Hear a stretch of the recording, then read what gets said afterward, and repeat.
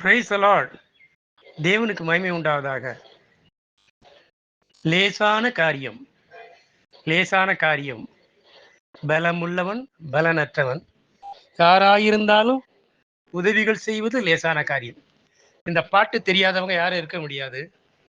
அந்த பாட்டை எழுதி பாடி புகழ்பெற்ற அந்த தேவ மனுஷன் இதோ அந்த படத்துல தோன்றார் பாருங்க, திரு பியாசர் லாரன்ஸ் அவர்கள். எளிமையான ஒரு தேவ மனுஷன், பல வருடங்களாய் கர்த்தருக்காக உண்மையாய் ஊழியம் செய்யும் ஊழியக்காரன். நான் அவரை ஒரு 10-12 வருஷத்துக்கு முன்னாடி சந்திச்சேன் ஒரு திருமணத்துல. ஆனா அதிகமா அவரை பார்த்து பேச முடியல.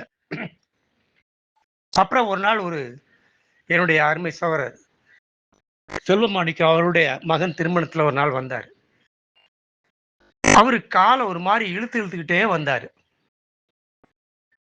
அப்ப கிட்ட போய், அண்ணன் என்ன தெரியுதானா? வாங்க ராஜான்னாரு. என்னண்ணே ஏன்னா காலை இப்படி இழுத்துக்கிட்டுறீங்க, என்ன காலில் மூட்டு வலி இருக்குதுன்னாரு. அதுக்கு மருந்து சாப்பிடலையான்னு கேட்டேன்.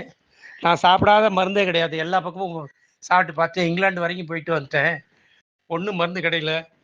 கடைசியாக கோயம்புத்தூரில் ஒரு டாக்டரை சந்தித்தேன். அவர் இந்த காலுக்கு 4 லட்சம், அந்த காலுக்கு 4 லட்சம் கொடுங்கன்னாரு. நான் எங்கே போவேன் இவ்வளோ பணத்துக்கு, அதெல்லாம் விட்டுட்டேன், கழுதை போட்டுன்னாரு. கடைசியாக நான் ஒரு மருந்து தரேன், சாப்பிட்றீங்களான்னு. ஐயோ வேண்டாம், எவ்வளோ மருந்து தின்ட்டேன்னு. இல்லைண்ணே, நான் கொடுக்குறது மருந்து இல்லை, அதெல்லாம் இனிப்பாக இருக்கும், ருசியாக இருக்கும், சாப்பிடுங்கண்ணே. என்ன மருந்துண்ணே? திராட்சை ரசம். அப்படியாக்க, கொஞ்சம் கொடுங்க பார்க்கலான்னு வாங்கி குடித்தார். நல்லா தான் இருக்குது. சரி எடுத்து போடணும், எடுத்து போயிட்டார். எடுத்து போய் 2 லிட்டரு திராட்சை ரசம் குடித்தார். ஒரு வாரத்தில் பாதி வலி நீங்கி போயிருக்குங்க அவருக்கு.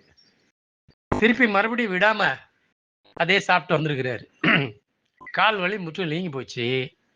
இவர் நேராக டாக்டர்கிட்ட போனார்.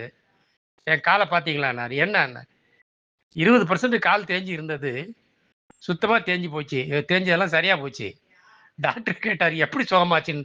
நான் சொல்லுவேன்னா சொல்ல மாட்டேன்னு சொல்லிவிட்டாருங்க. உடனே எனக்கு ஒரு ஃபோன் பண்ணார். ராஜா உங்களை சந்திக்கணுன்னாரு.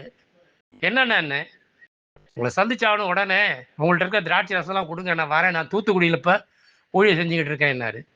நான் ஹாஸ்பிட்டலில் இருக்கிறேன். என்ன உங்களுக்கு என்னன்னாரு. இல்லை எனக்கு பேரன் பிறந்திருக்கான், என் மகளுக்கு ஸ்வீட்டி மேம்பலுக்கு ஜான் ஒரு மூத்த பேரன் பிறந்திருக்கிறான் சொன்னேன். சார் நான் எவ்வளோ நேரம் வந்தாலும் நான் வந்துடுறேன் சொன்னார்.